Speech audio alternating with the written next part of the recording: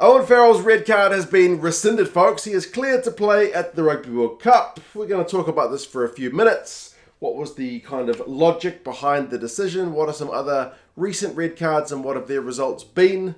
My thoughts on the whole process, and you guys can let us know your thoughts. Now, generally, I'm not one to make videos about refereeing decisions. It's not really my cup of tea. I'll mention them in the old match reviews and whatnot if they were kind of key moments to the game. But ultimately, I don't want to sit here talking about refs all day. But this one does feel like it warrants a bit more attention. I do feel like, firstly, I should say off the bat, Owen Farrell gets way more attention than he deserves. I will say that for sure.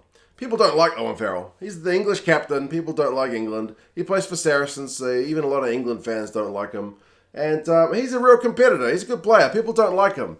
People gave him stick, and I will reserve the right to swear in this one in case you've got little kiddies around. Maybe cover their sensitive ears. But people give Owen Farrell all kinds of stick for stuff which is meaningless. Like he smiled at the haka at the last World Cup when playing New Zealand, and people were like, oh, arrogant prick, how dare he? Like, fuck off. He's allowed to smile at the haka. He wants to get and smash some guys. He's playing in a World Cup semi-final. What do you want him to do? Like, that kind of nonsense, I don't agree with it. Like, yeah, I think Farrell's all right, man, but people don't like him. I will say he gets away with a wee bit of stuff, though, and this just seems to be an example of that. Like, I'm certainly not a conspiracy theorist guy. I don't think World Rugby's out to get us all. I don't believe that the Crusaders get special treatment here in Super Rugby, personally, even though I'm a Blues fan. A lot of New Zealand fans would believe that, but this one just feels a bit wrong. Feels a bit wrong.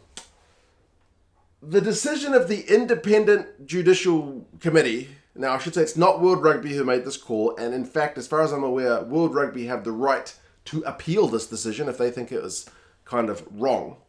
But their decision was England's number 2, Jamie George, involved in the tackle, gives Taine Basham a wee push. That interaction leads to a sudden and significant change in direction from the ball carrier, which is why Farrell got it wrong. So that's the mitigation. So it shouldn't have been a red. It should have just been a yellow. Now, personally, I think that's a load of bullshit because unless Farrell was planning on tackling Shaquille O'Neal, that tackle was always high and always dangerous. The change from him moving slightly to the side, I don't think means the tackle looks any better. That tackle was always going to be bad. It's just like the one where he hit Andre Esterhuizen all those years ago.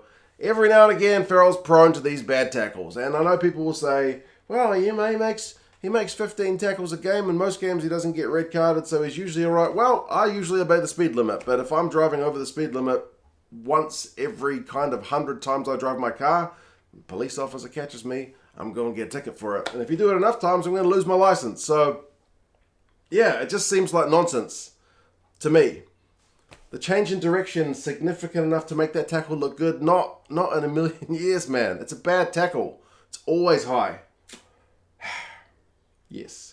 There were a couple of other red cards recently. Michael Leach got a 3-match ban, which I think is going to be down to 2 because he's going to do the whole tackle school thing. That one, there genuinely was 2 guys involved, but again, he's always coming in pretty high.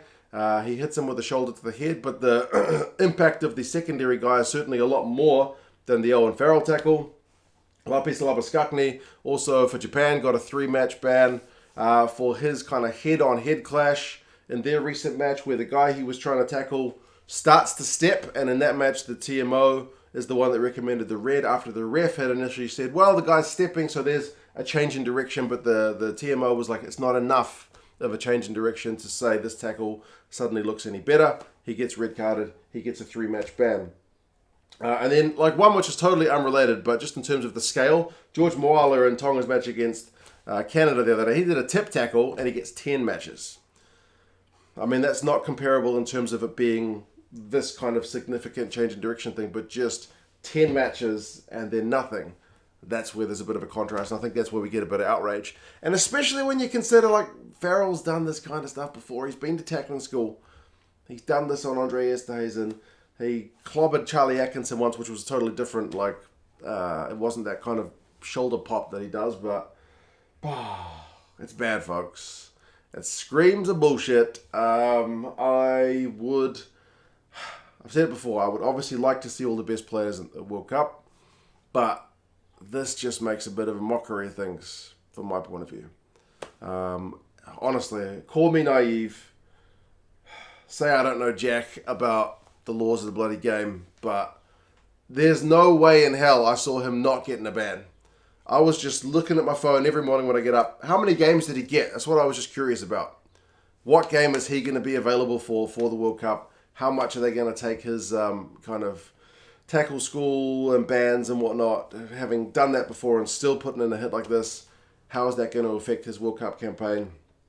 Well, apparently not at all, unless World Rugby appeal it. But yeah, you guys let us know your thoughts. Owen Farrell doesn't get his tackle right, but apparently only worthy of a yellow card. Taine Basham's concussed.